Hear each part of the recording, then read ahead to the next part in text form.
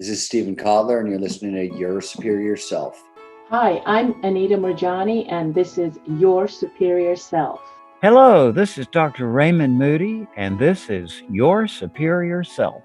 Hi, Cultural Creatives. I'm Bruce Lipton, and I'm here to join you with Your Superior Self. Hi, this is Paul Selig, and this is Your Superior Self. What's up, everybody? I'm Aubrey Marcus, and this is Your Superior Self.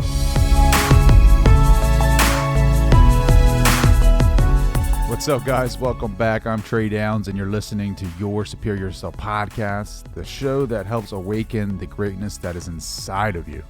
And to help me awaken that greatness, I have Abiola Abrams, the author of the Hay House book, African Goddess Initiation. Sacred Rituals for Self-Love, Prosperity, and Joy. Yes, I'm all about all of that, especially joy. We all deserve that in our lives, and this book helps you find that for yourself. For those who do not know Abiola yet, she's an award-winning author, intuitive self-love coach, goddess oracle card creator, transformational speaker, and international retreat leader. She harnesses the ancient divine feminine wisdom of goddesses and ancestors combined with embodiment, rituals, shadow work, and channeled meditation. Shadow work, that is some tough stuff. All of you Carl Jung fans know all about shadow work. It is basically bringing light to the unconscious part of us and healing that trauma. And I really enjoyed this conversation with Abiola. Like, it is just so easy to connect with her. Her book is just so packed with insight. I mean, let me read this one excerpt to you. Spirit was your first ancestor. Gentle reminder in case you needed it today, you are not alone. However, you define the god or goddess of your understanding. They birthed the first people. And as being human being, you can trace your lineage back to those first people. So the Most High is your first ancestor. Your DNA is holy. Your lineage is divine. I love that. I really do. If you love that, pick up her book, African Goddess Initiation, published by Hay House. Sacred Rituals for Self-Love, Prosperity, and Joy. Abiola Abrams crushes it in this interview. And to give you some context of how strong this conversation is, here's a small clip. Just by observing anything, we shift it. So the people who are watching this, who think that they are separate from it, that they are shifting you and I right now by them observing this conversation, that we are shifting them in their living room or on their treadmill or whatever, that we are all in this co-creative dance, as Abraham Hicks says, by us observing each other and already shifting it. So that's what I mean when I say you're already doing it. And one of the most beautiful ways that I've heard it expressed is Dr. Martin Luther King said, you don't have to see the whole staircase, just the step. So you just in watching you, Trey, do this, you are so in your element. You're so effortless at the way that you're doing this, that this is that right now the doors are opening, and things are happening, and you are manifesting and you are creating. So your logical, literal, whether people want to call it divine masculine mind or yang mind or whatever language people feel comfortable with. Again, it's all the same. It's all the same stuff, whatever language they feel comfortable with. But that mind says, okay, but I've got to be doing more. I've got to be, I'm not doing it. This feels too easy. There must be something to do. And you are the thing that is being done. I can't even say anything to follow that up. That is just perfect. You are the thing that is being done. And we don't realize it. We think everything is happening to us. We think the universe is out to get us. It is here transforming us. It is putting us in the fire, and we are rising up, and we are the result of all the problems, all the suffering, all of the healing that is taking place right now in this moment. We don't realize it because we are playing the victim. We are the victim. We want to be the victim, but I'm telling you that you are the product of everything that is happening to you is making you the stronger version of yourself that you're not even aware of. Think about that. You are the phoenix rising from the ashes. You are the product of all the suffering that you have encountered and that you've been encountering your entire life. And you are free. Be free. And if you want to find out more about Abiola, you can go to Woman Manifesting. I think I said that right. womanmanifesting.com, YouTube at Planet Abiola, Facebook and Instagram at Abiola TV. Check her out. I think she's worth the like and subscribe button. I think her work is fantastic. So without further ado, here is the great and the powerful Abiola Abrams. Hey, what's up, everyone? I'm Abiola Abrams, and this is Your Superior Self. Perfection. Abiola, thank you so much for joining the show. I can't wait to talk to you about your new book. Thank you. I'm so excited, Trey. Thank you so much for having me. Yeah. So why don't you give everyone like a quick background, like name and title of your book, what's it about, how you got into it, a little something for them. Absolutely. Well, I'm excited because the book just launched a little over a week ago. So this is one of the first, of the launch interview conversation. So it's pretty exciting. The book is named African Goddess Initiation, Sacred Rituals of Self-Love, Prosperity, and Joy. And I would be remiss if I didn't do the author thing. Boom. There it is. I'm really excited and really proud of it. And it is a journey through spirituality in the divine feminine. So the title is African Goddess Initiation, and it is an initiation into your own self-love. It's a self-love journey. I need some self-love. I don't think I love myself enough. I think I love myself, but do I really love myself? I was looking at your bio, which is interesting. This book has everything in it. I'm just going through the part that I haven't read yet, but so I just wanted to touch base on this because I wanted to clear some of the stuff up. So an award-winning author, that's apparent, intuitive self-love coach, goddess oracle card creator. What is that? So these are oracle cards. This is the cover of my upcoming oracle card deck. Oracle cards are divination systems.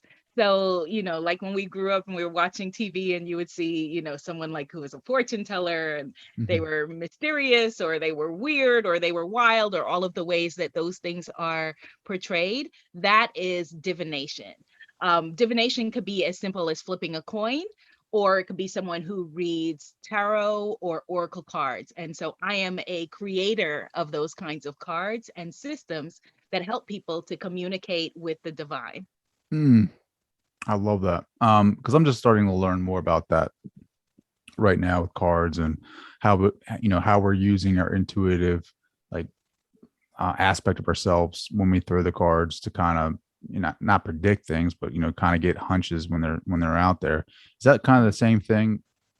Yeah, that's exactly what it is. That the divine speaks to us in hunches, in whispers, in maybe I should call this person. Maybe I wonder what Trey is doing. We were supposed to, that's how the divine speaks to us. And a lot of times we think that we're making it up. We think that we're doing it ourselves, which is all fine because the divine is our higher self.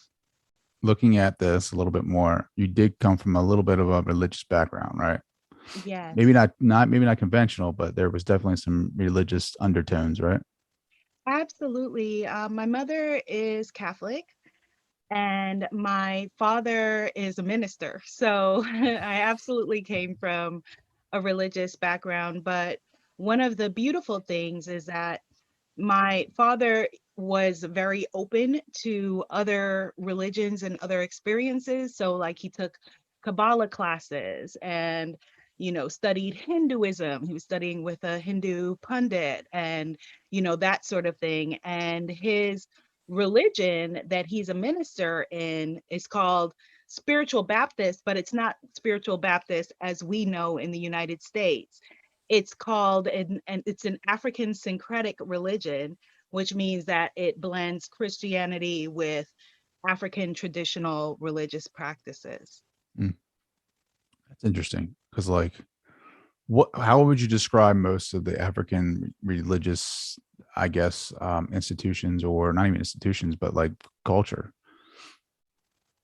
Yeah, so it's very interesting because um, African spirituality in the Western world has been pretty much demonized, as mumbo jumbo and weird and scary and all of those things. But African spirituality, as I know it, is the same like when we think about other practices from around the world that are about tapping into your consciousness, seeing spirit in everything.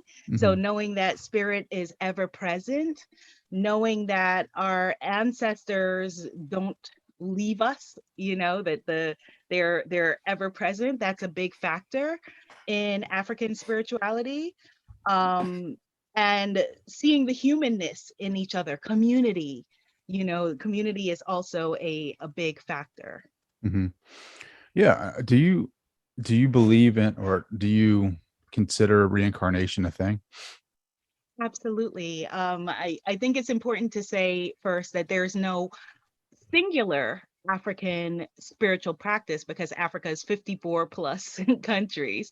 So there's no singular practice, but there are similarities that echo. And the idea of reincarnation is one of them, is something that occurs through most African traditional spiritual practices. Well, I'm pretty sure I've probably been, from Africa at one point in my evolution as a spirit, soul being. Um, I just, who knows? I mean, we've probably been here so many times, and we've been probably each of everything, just for that knowledge, just for that learning, right?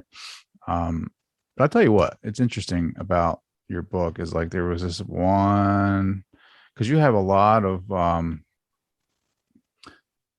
uh, African goddesses in here, Mhm. and I guess it was Sarah Lakali. Is that how you say it? Sarah Lakali, correct.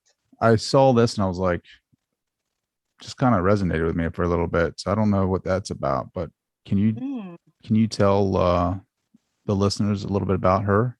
Yeah, so it's interesting. Whenever we feel a resonance with a divine being, an ascended master, and we use different language depending on the practice. Some people say angel, some people say saint, some people, there are different names for these energies. So when you are saying that you resonate and Sarah Lakali somehow leapt out and jumped out at you, that means that there's something that she has to teach you.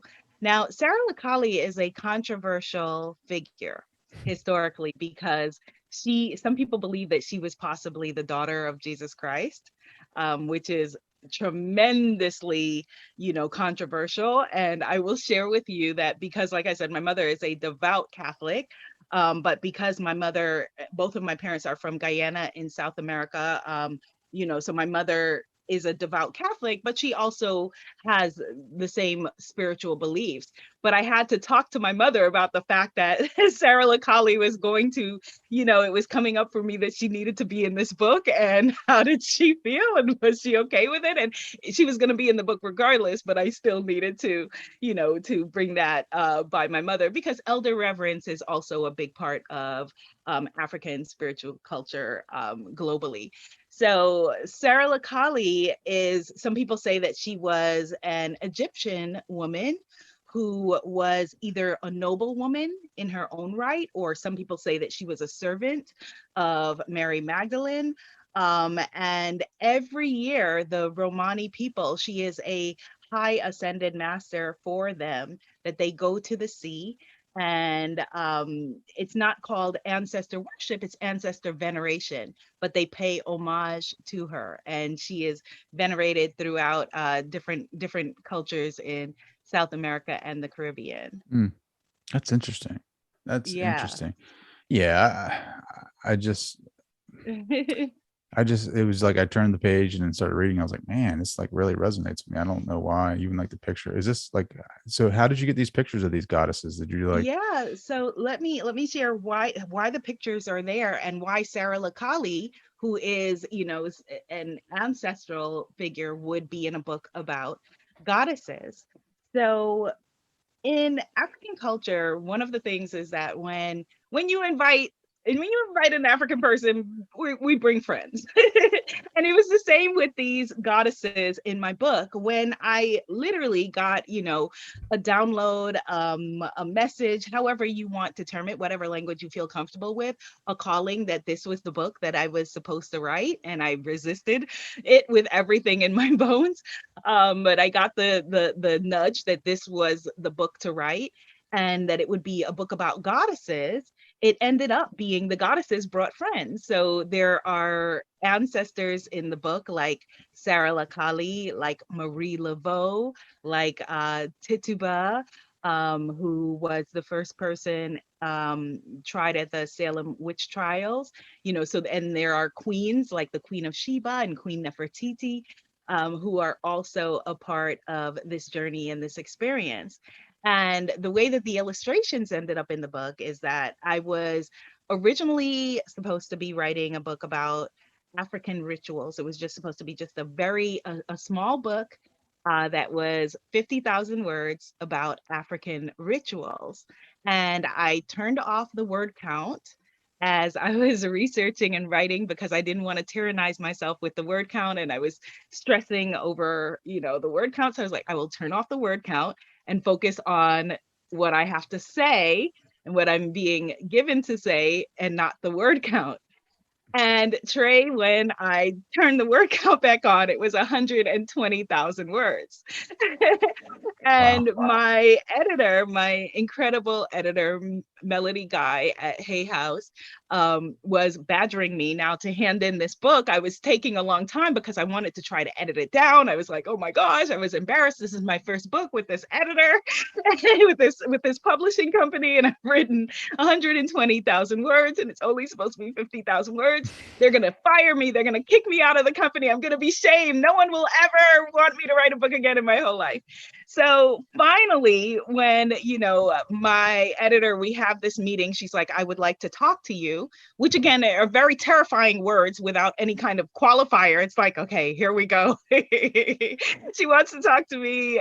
She hates me. I'm the worst. All of the self-esteem things that we do, no matter who we are.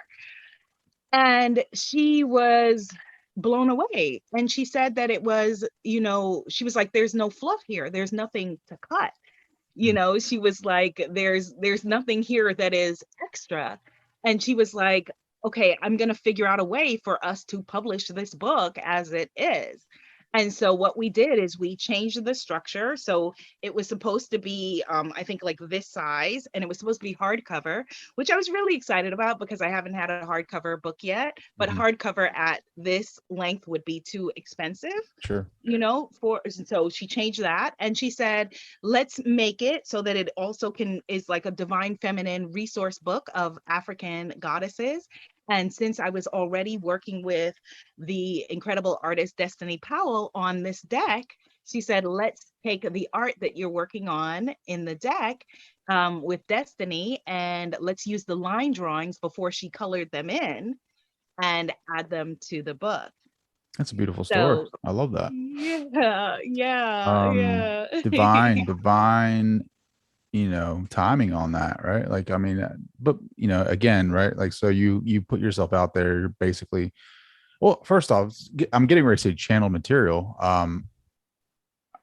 Do you do that? Like, how did you get like you say you had the message that you're gonna write this book, and you fought that? Like, how'd that come about? So people who are, I believe that all of us are intuitive, and all of us are different levels of intuitive and can receive divine guidance, right? And we all receive divine guidance in different ways. For me, it comes as like kind of, I don't know how to explain it other than like whole like downloads, like boom, like this is what's happening. And it was during the quarantine. It was during a really stressful, overwhelming time where we didn't know what was going on. And there was a lot of, while I was writing this, a lot of racial unrest that was happening, and people awakening to, the things that Black people in the United States have been going through for generations. And so all of that was happening at the same time. And I knew that I was supposed to write a book in 2020. I knew that at the beginning of the year, and I in fact was teaching a course on writing a book for the women, for my coaching clients, called the Spiritpreneurs. So I was teaching that, but I thought that it would be a totally different book, Trey. So I resisted. When I said I resisted writing this book, I wrote two other books that were, one on spiritual business, two other books that may or may not ever see the light of day, in trying to resist writing this book, because those were the correct book for my career path, or the correct book for, they wouldn't be as weird, or it wouldn't be, all of the things that I've been told about my spirituality and spiritual practice, for most of my life. And the interesting thing now is that, as we go on, this is part of, I guess, it's just interesting. Things that were weird are less weird. Does that make sense? Like things that, so 10 years ago, if meditating was weird, then recently in the past few weeks, I gave a talk on meditation and mental health to Microsoft. And so it's something that major corporations are seeing value in.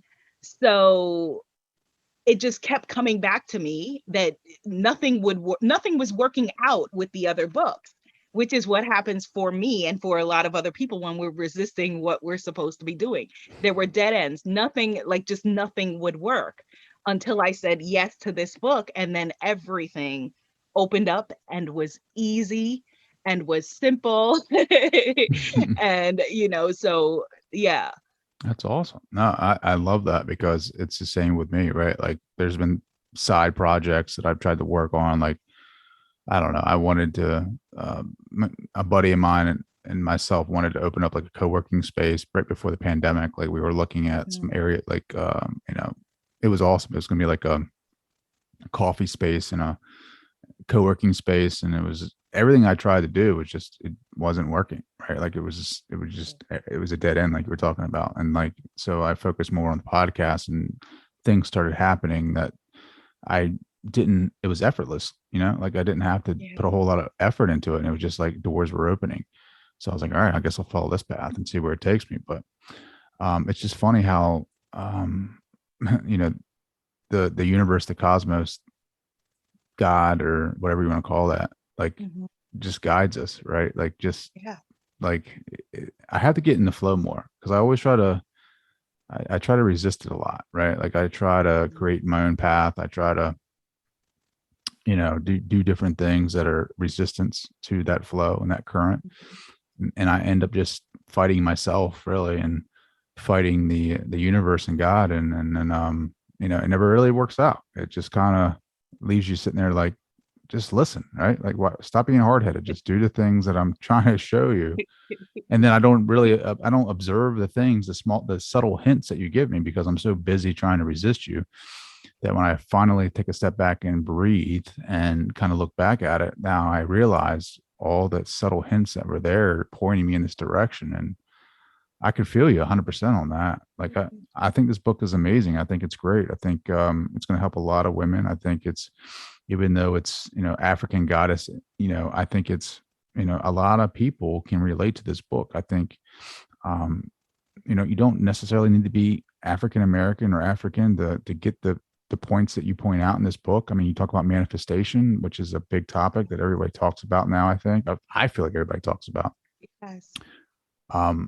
Talk about that. Like, is this book a manifestation of that? Like, it is. I'm trying not to like tear up and cry it, like you sharing your journey and your experience with it, because that's exactly what it is. It's all, how we do anything is how we do everything, and the whether you call it goddess energy, or as you said, you call it, you can call it the mountain, you can call it the ocean, you can call it God force, whatever it is, aligning with that energy is how we manifest. So all of the things that we've learned, whether it's meditation, whether it's vision boards, whether it's all of the things that we've been taught that have to do with different kinds of spirituality, those are all different rituals, spiritual, that help us to manifest, to create the things that we are wanting to create, the things that we are needing to create, the things that we were born to create, helping us to be who we were born to be, I feel like is my primary purpose. Mhm. Yeah.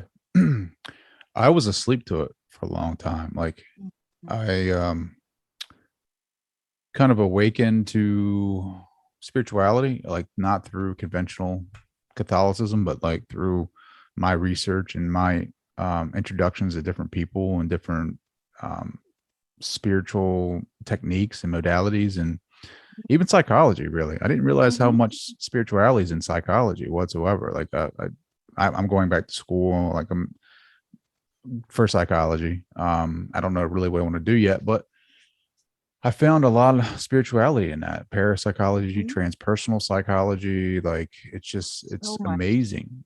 Right. And the one thing that led me to where I'm at today is the idea that consciousness, like we are consciousness, like points of consciousness. And then like, it's like each turn of events, like I learned something more deep about what we truly are. Right. Like I'm fiddling now. I can't believe I just said fiddling.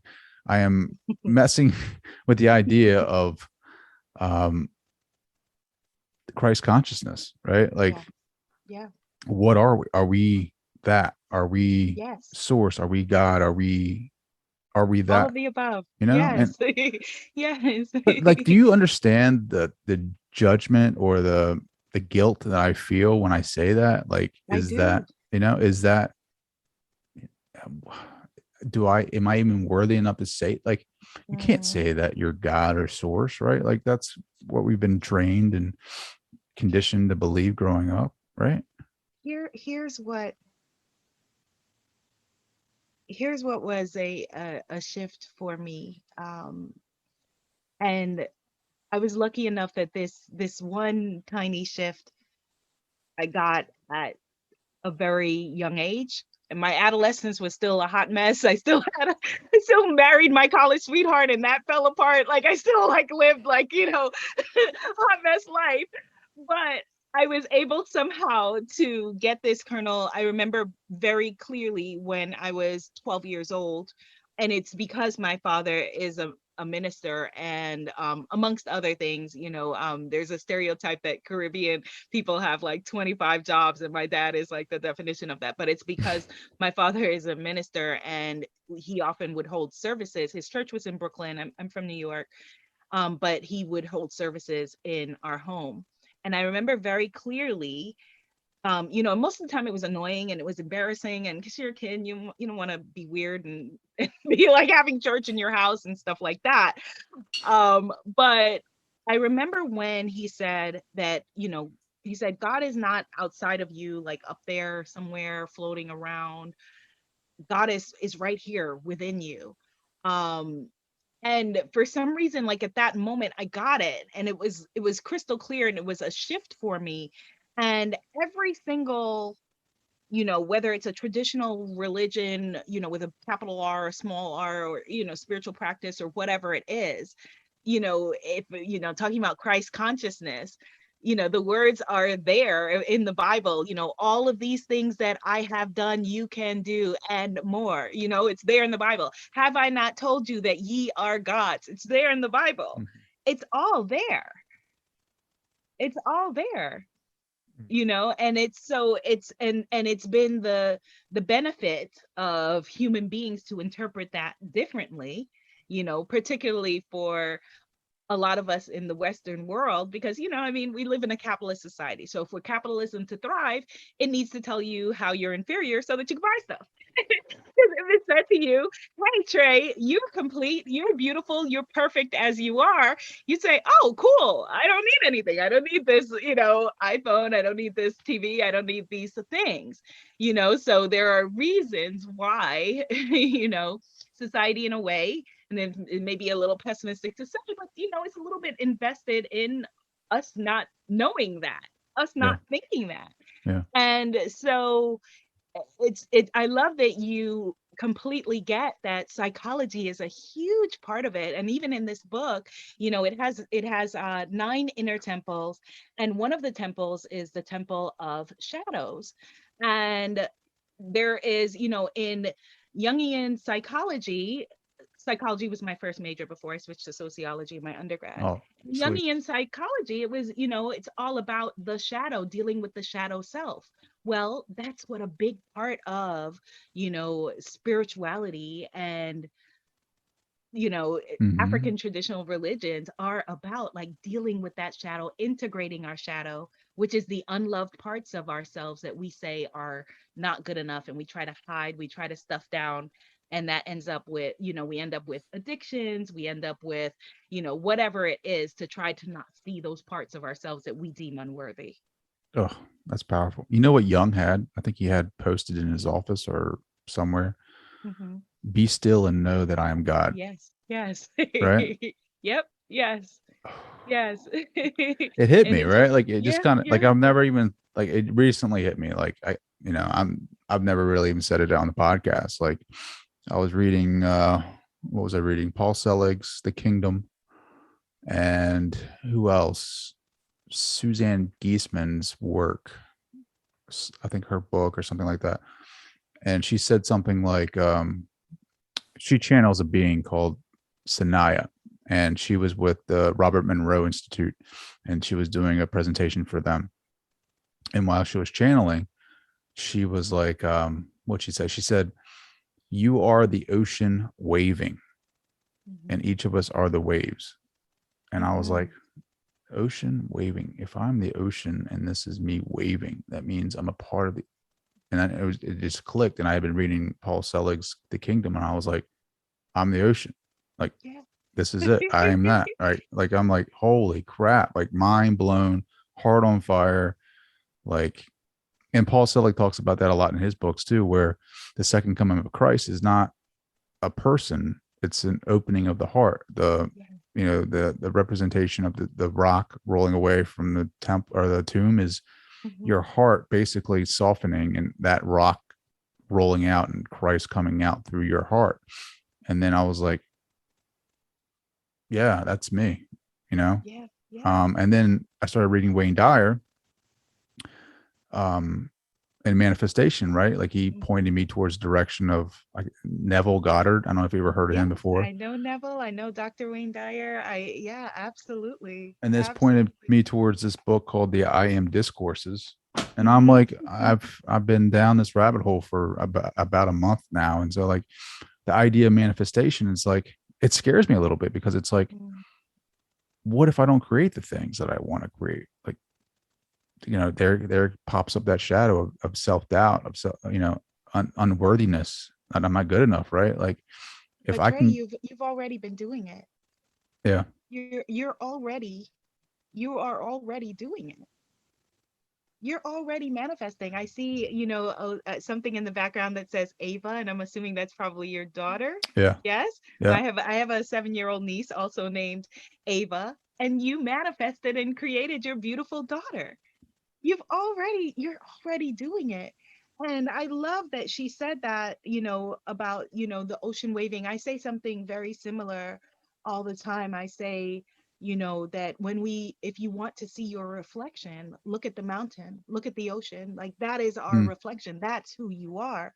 And if you look at that, that is the face of God. And we are not the one flawed thing in this universe. And it's hard to remember that sometimes because we're dealing with life stuff, Sure. But you are not the one broken thing. I'm talking to you, I'm talking to me. And I'm talking to all of us. We're not the one broken thing. And so you're already manifesting. So it feels like, oh my God, now I've got to switch into doing something else. But it's consciously manifesting. It's consciously manifesting, Well, that's the thing, right? Consciously and manifesting, purposefully.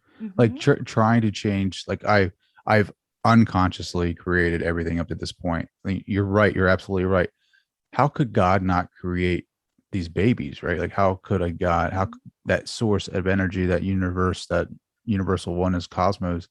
Like I was looking at my kids. I have 3, and I was like that does, I mean, yes, I literally with my wife made 3 children. Like, yes, that makes sense to me, right? Like that God would create that, and I manifested this.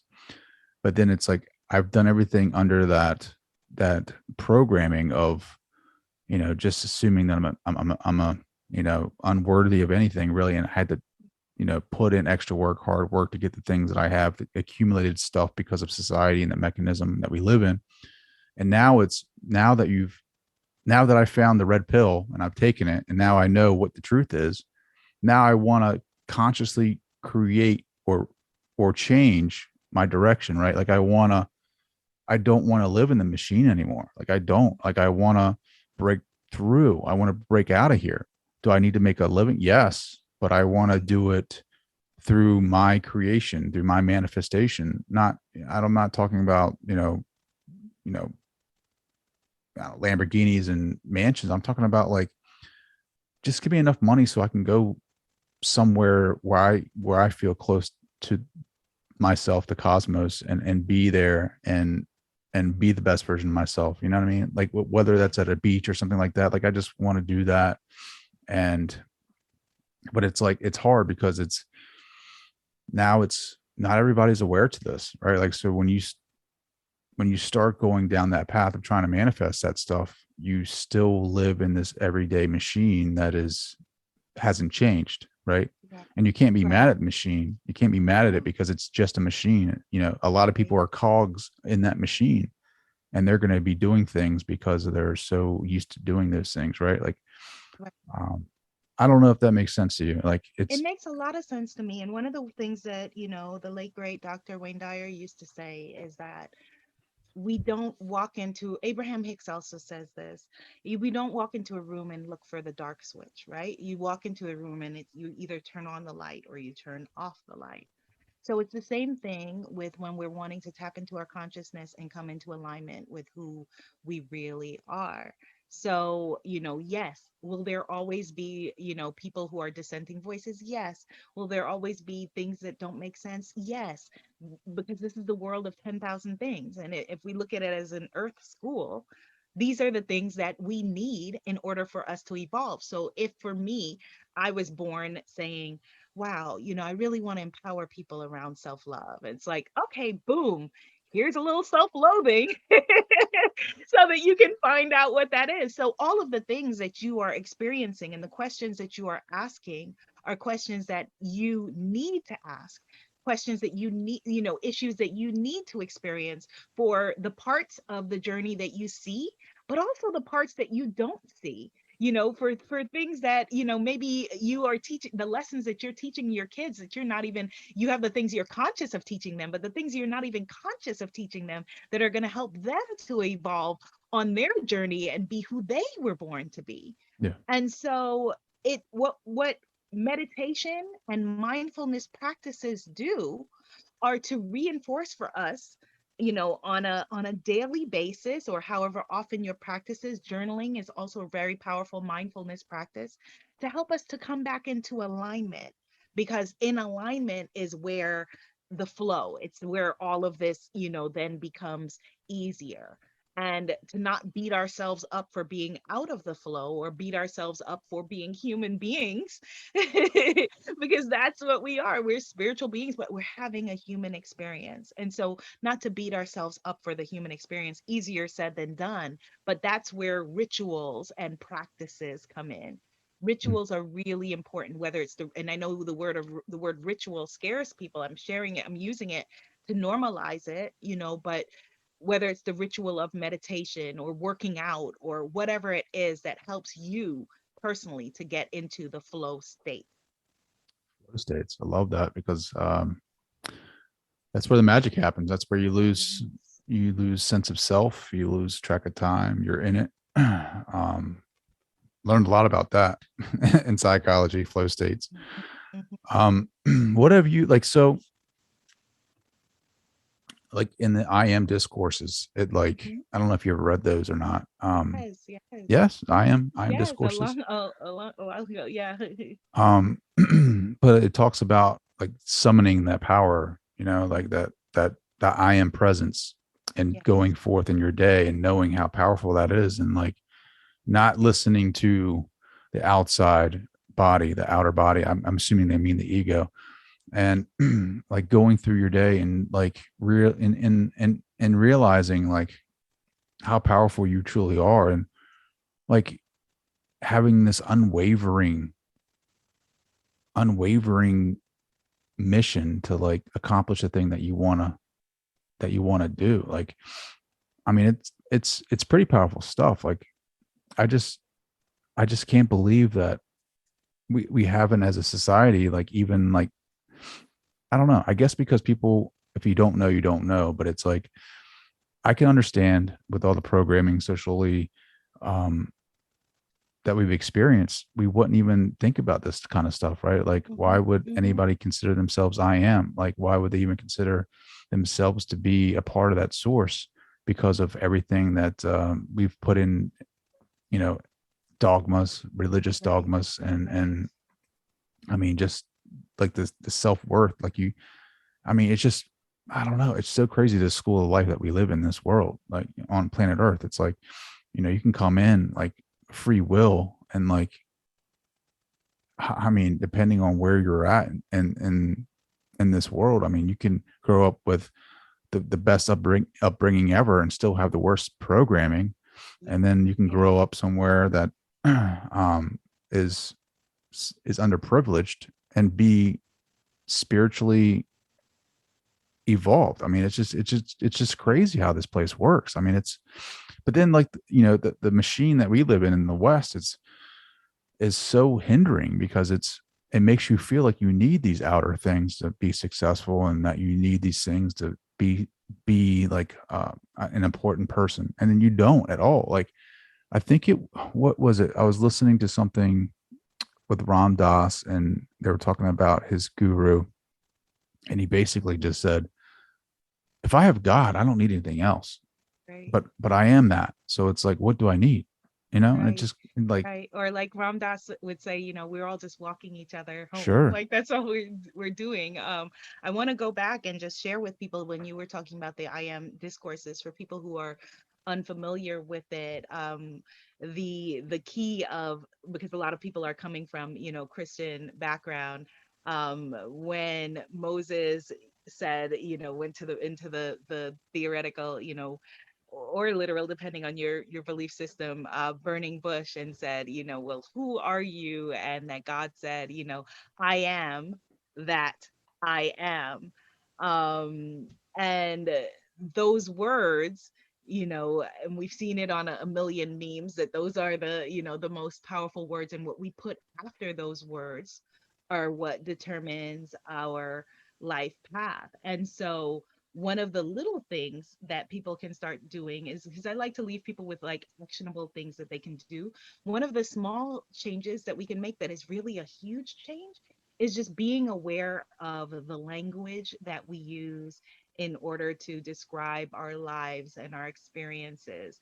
And so if we are affirming that it's really difficult and it's really hard, and, you know, or even like I said earlier, I'm a hot mess, or whatever it is, every word that we speak is a prayer. Every word that we speak is an affirmation. Every word that we speak is a creation. And I say that not to tyrannize ourselves, because you can tyrannize yourself. And I did it when I first became aware of this. Like, everything that I was saying, I was like, oh my God. And, you know, moving into a space of toxic positivity, like, you know, and afraid to feel my feelings. That's not what we want to do. But you want to just consciously think about, like, you molding this beautiful clay of your life, and how are you looking at it? And if something feels to you, you know, like, oh, okay, that feels wrong, it feels like things aren't working in this way, it feels out of alignment, think about little changes that you can make, rather than big changes. Like, okay, what's a little shift that I could do to come back into alignment? Little shifts, changes in our language, changes in our daily rituals, changes in the ways that we spend our day, and the people that we hang out around. You know, like, now we are hanging out together, you know, all of the things that had to happen for us to come together to be able to have this conversation, and all of the people who are the ripple effect, you know, the ripple again, you know, the wave, all of those things you're doing it, is what my point is, that you are making you're manifesting such big change and such big shift right now, that don't sweat the idea of, oh my God, what if you do still want a Lamborghini? Does that make you bad or wrong? No, it doesn't. Maybe you think that it's pretty. Maybe you think it's fast. Maybe you think it's fun. Maybe the 5-year-old Trey inside you that saw a Lamborghini and really, got excited by it, will be delighted by that. But what we don't want to do is make that our whole world. What you don't want to do is make the Lamborghini your Christ or your goddess or your mountain or your ocean. You see? And so that's the difference. When you can look at it and see, this is a toy. This is an ego-based toy, and I'd be happy with it or without it. I don't need it. It doesn't have to be the shorthand for who I am, because that's what brands do a lot of times. If you're using them to be the shorthand for, all those videos, look at my Lamborghini, look at my garage full of cars and women and whatever it is. When you can move out of that and realize that, okay, certain things are, pleasure is, it's good to feel pleasure. It's good to feel good. It's not, you don't need to go and sleep on a bed of nails in order to be in touch with your spiritual self. No, I agree. The only reason why I say Lamborghini is because my kids talk about it all the time, because they see it in Fortnite or whatever, and they drive them around, and that's all they talk about. And Teslas, they talk about those quite a bit. But you're so right. It's funny because I posted something on Instagram. What was it? It was like it was running, and there was a sunrise, and you couldn't see the sun, but you could kind of get hints of it. And I had said something in the comments like, just because it's not there doesn't mean, or not, just because you can't see it doesn't mean it's not there. And I was running a couple of days later. I was kind of like, what is going on? Like, what is my path? Blah, blah, blah. Like, and I kind of like you, like where I sense like I'm tapping into that source of higher self, of being able to hear my higher self talk back to me, whether you want to call that channeling or not. It's like, it's like my thoughts, but it's not me thinking them. It's like how I hear them. And I was like, I was like, I don't, I'm sitting, because my run is like my meditation, my prayer. And I'm like, what is my path? What am I supposed to do here? Like, when will I get to that point where I know that it's here?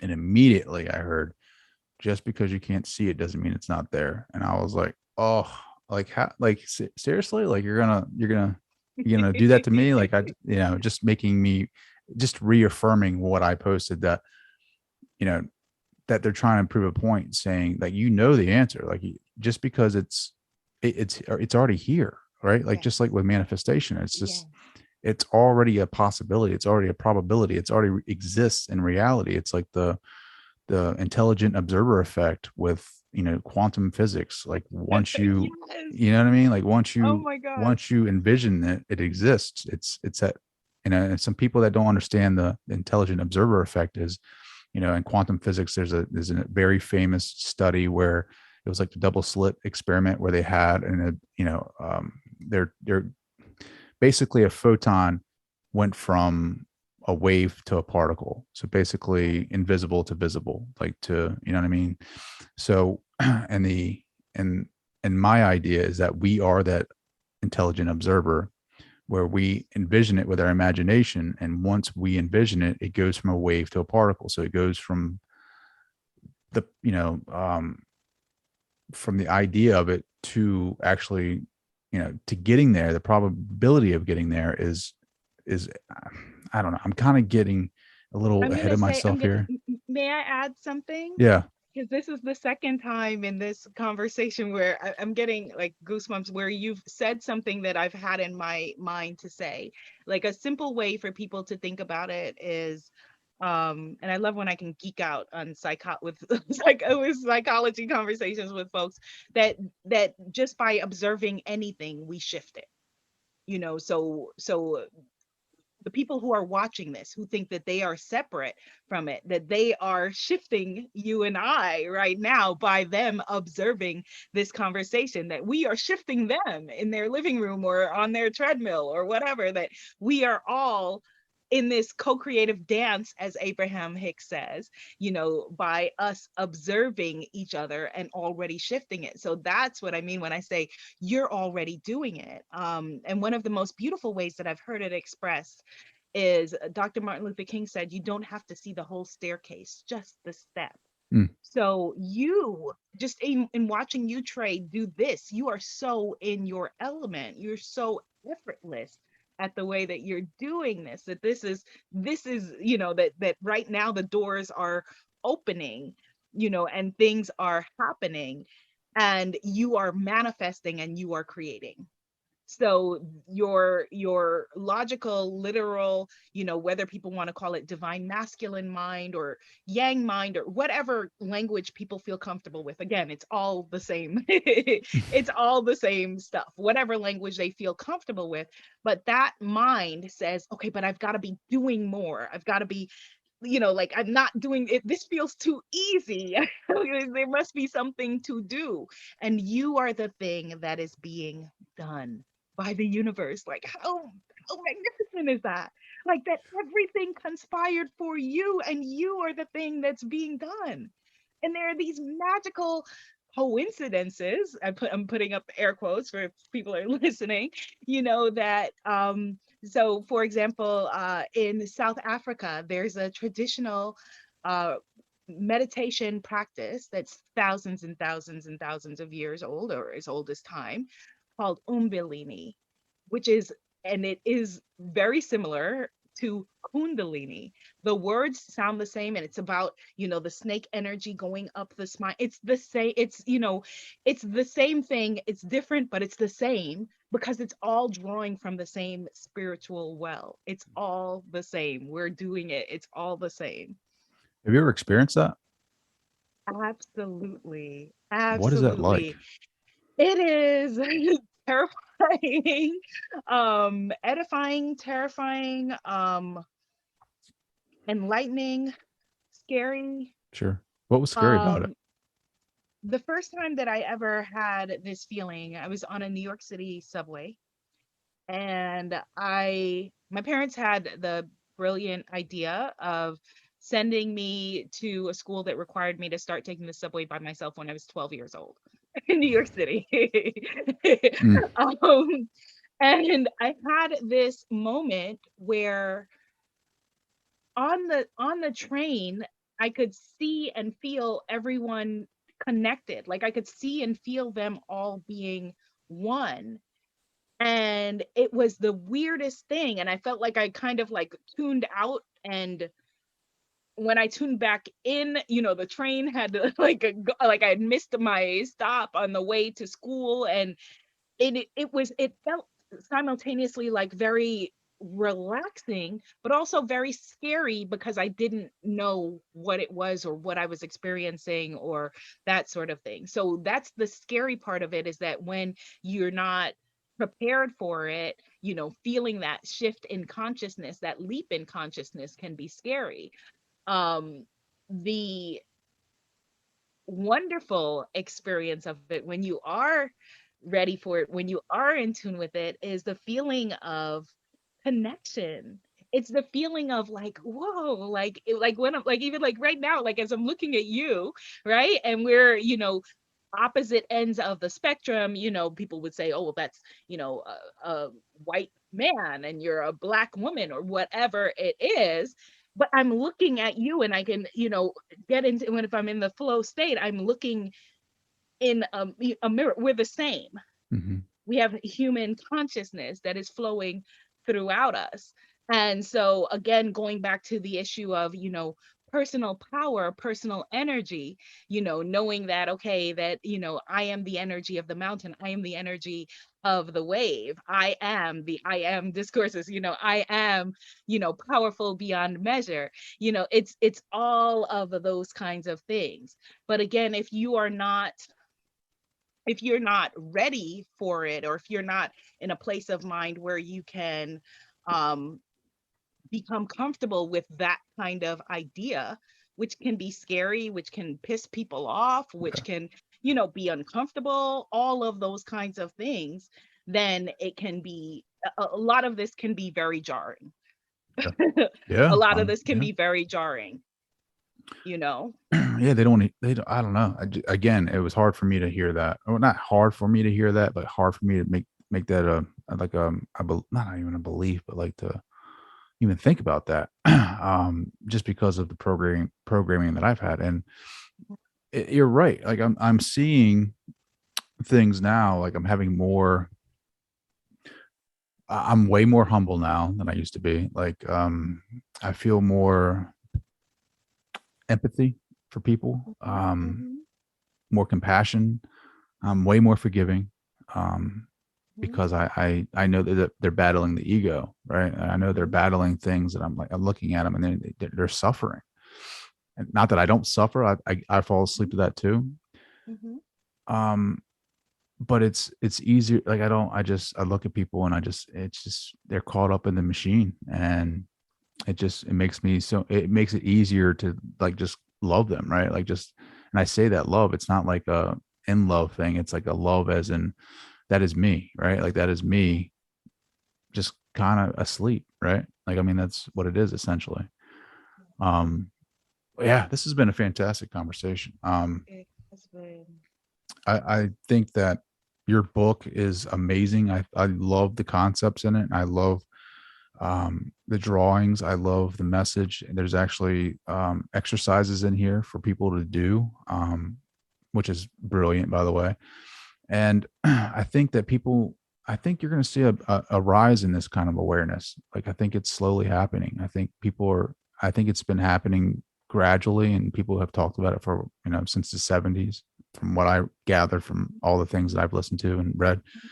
But it's slowly you're starting to see, like, fruits of the labor that came before us. And like, you're seeing people more open, like you said, the meditation. I can't believe people thought meditation was crazy back in the day. Like, meditation is a must for me.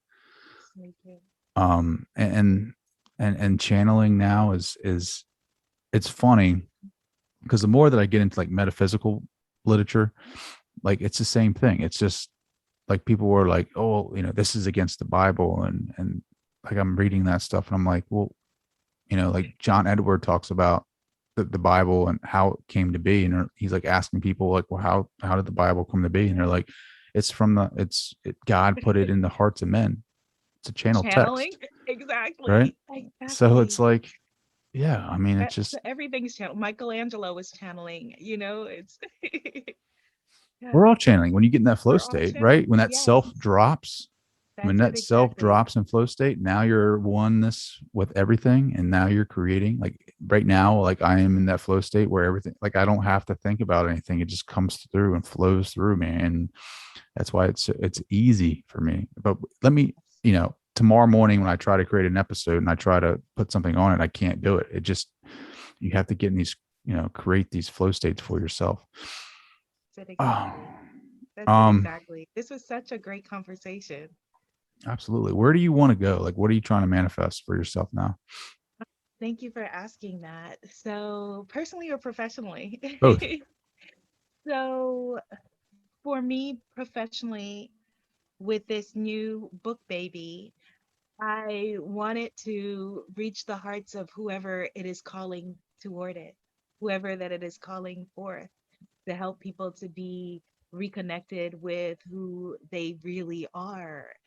That's, as I said earlier, that's what my purpose is. And so whatever that journey is, and so I'm seeing the staircase. I don't feel the need anymore, and I'm somebody who's had charts and graphs and 5, 10, 15-minute plan, 15-year plan, etc. And not to say that I don't still have some of that, but whatever it's going to be is going to be bigger than I can dream it, or bigger than I can make it up to be with my mind. So I'm allowing the universe to dream the biggest dream for this message possible. And personally, on a personal front, and I think that it's important to share this, because a lot of times when people look at you or look at, people who are talking about this kind of stuff, they think, oh, that we're at a hallelujah, I'm healed moment, and people are perfect and speaking to them on high, and we're here with you in the muck, creating our lives. And so personally, I am at a moment where I am calling in, I'm inviting in new love, and I'm manifesting new love and a baby. That's what I'm calling in. That's what I'm welcoming into the Hmm. universe. So Love that. I welcoming into love my that. universe. Do you do exercises like what Neville Goddard does? Like, do you do that before going to sleep? You visualize your dreams. Absolutely, absolutely. I do dream travel, astral travel, which is also there's some of that, some exercises for that in the book. Astral travel, is that like what Robert Monroe did, or? It's similar to that. It is um people do it in different ways. Some people do it where they think of it as leaping between consciousness, the idea that linear time as we know it, as you were talking about quantum physics earlier, that linear time doesn't exist. And so if there are, say, an infinite number of consciousnesses, an infinite number of realities, and say that in one of those realities, that there's a Trey who is football player, and there's a Trey who is, president of the United States, or whatever it is. So if you allow yourself in a dream state to be able to go between those consciousnesses and meet those other parts of yourself Hmm. and download what those other parts of the other selves have to know, they can accentuate your life in this consciousness. How do you do that? Like, that sounds interesting. So it is like using visualization, using visualization and meditation. And so you can either script out what it is that you are envisioning and what you're wanting to know, or you could just literally just drop down, and in the same way that you would feel like you are imagining it, like, okay, I'm going to go on a journey, and shift between, so you go into a meditative state of consciousness, and travel to other worlds and other Hmm. possibilities. That's awesome. I guess for me, it was like the confidence that it wasn't just my imagination, right? Like that it Yeah, was, yeah. because like I always had the confusion of what the astral plane is, or like what Right, that is, right. right? Like, Here's um, here's a here's a big way to think about it, because a lot of people have that challenge of like, okay, am I making it up? Is it my imagination? Is it, a lot of people ask, for example, how to tell between your inner voice, your own voice, and the voice of the divine. And the voice of the divine will never belittle you. The voice of the divine won't say, hey, you're an asshole, why don't you get up and go running today, or whatever, or you fat slob, why did you eat that? Like, that's your voice, like that's our voice that's going to belittle you. The voice of the divine, the voice of the higher self, the voice of consciousness is going to seek to elevate you and to lay out a path for you of where you're needing to go. And so it doesn't, part of it, I think, Trey, requires letting go of the need to understand every piece of it. So if you're worried about, well, what am I making up? I'm like, who cares? It doesn't matter. yeah, yeah, It doesn't matter. So if you feel like you're making it up and you're able to make up this experience that makes your life better and helps you to stay in flow and manifest and create the things that you're wanting, does it matter? It sure. doesn't matter whether which way. What's funny is I've done the Neville Goddard imagination before bed, like of baseballs, because that's like the easiest Hmm. thing for me to imagine is a baseball Hmm. in my hand. Uh-huh. Baseball's everywhere. Like I'll just sit there and I'll see a baseball. I mean, seriously, I was running and a baseball was like in the field. I was like, are you kidding me? Like It things just, it it's works. It's crazy. really, I'm glad you're reminding me of this. Something that I want to just share with you, how crazy, again, in quotes, life can be when you start to do this stuff and start to manifest like all kinds of things.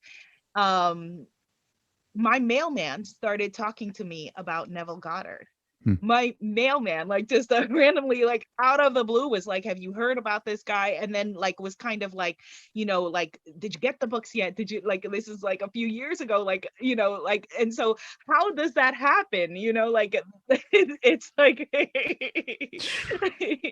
I listened to his YouTube stuff. Well, obviously, a lot of like the cool thing about him is like people thought he was a fraud, right? Like people were like, he's just selling bullshit, like this manifestation thing. But he allowed people come in and like tape him, and like he would, there's several accounts of people saying that he's like, I don't want any of your money. Just do these things. Go tonight, and think about for the next 3 or 4 days, imagine yourself climbing a ladder, like, the entire thing, like step by step, ring by ring or whatever, rung by rung, and do it for like 3 or 4 days. And then tell me you don't climb a ladder after that, and then like same thing with a baseball, hold a baseball in your hand, feel it. Like you're feeling it, and you're holding it and you're getting ready to throw it. And I swear to you, like I see them everywhere. Like they just pop out of nowhere when I do that, because I'll use it as a warm up for my goals. Right. And, and next thing you know, I got baseballs everywhere, and I'm just like laughing my ass off, because I'm like, this is awesome. I do the same thing, like where I just start laughing, and I'm like, I see what you did there, and I'm like, oh my gosh, like it's funny. It's funny, and it's fun, and it's pleasurable. And with the things that you don't manifest, because I just want to share this part before we go, because people will beat themselves up and say, for example, with me, I've had issues with fertility. So someone could say, oh my goodness, like, well, if you're such a great manifester, like, why aren't you manifesting, why are you having problems with fertility? Again, I'm seeing the staircase. I don't see the whole stair. And so maybe a part of my message is to talk to people about that. Maybe there are people who need someone like me who is going through that journey to be able to have those conversations. Maybe it's the doctors that I'm meeting that would never have a conversation with a weird New York, Guyanese spiritual girl, that are needing to have that conversation. You know what I mean? Like that there's so many parts of it that we're unaware of, that it's not like, because we're, we grew up, we're Toys R Us kids, basically. It's not like it just should be like, okay, well, I want that, and there it is. Yes, that's some of it, but we don't know the whole picture. And so there are things that we need that we're not aware of, things that are essential for our journey and our evolution that we're not aware of, that are also a part of what we are creating and manifesting, that may feel like blocks, but may in fact be key parts of the journey. Abiola, how can people connect with you? Yes. So first of all, thank you so much, Trey. This was a great conversation. I really appreciate it. So much fun. People can come hang with me anywhere on social media. I'm at Abiola TV, where the TV stands for Transformation and Victory. They can find me on YouTube at Planet Abiola, and they can find me on, I have a podcast. You can look up the Goddess Temple podcast with Abiola Abrams and find me there, and come hang out on my site at womanifesting.com. So like manifesting, but womanifesting. I love it. Can I share a free gift? Yeah. Yeah. Okay, so I have a free gift if they go to africangoddessclub.com, africangoddessclub.com, and it is a free self-love, self-care, soul care kit about stepping into your power and stepping into your own goddess force energy. Free. Make sure to hit subscribe on that button and leave a rating and a review. It's how she scales the show and gets it out to those who may need it the most. I know I needed this conversation the most. So Abiola, I cannot thank you enough for coming on this show. Thank you, Trey. Thank you so much. You made my evening. So thank you.